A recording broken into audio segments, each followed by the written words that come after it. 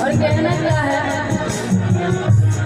कि बीवी साथ देती है तो केवल सेज तक, बीवी साथ देती है तो केवल सेज तक, बेटी साथ देती है तो केवल कन्यादान तक, धन और दौलत और ये संपत्ति जो भी है साथ देता है तो केवल शमशान घाट तक, और बेटा साथ देता है तो केवल मुख अपने जान तक। इसके बाद दुनिया में कुछ नहीं है, नहीं कोई कुछ लेकर आए हैं और नहीं कुछ लेकर कोई जाएंगे।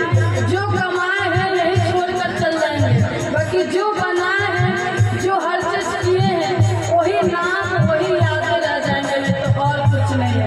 बाकी माँ की ये लाइन कहना क्या है,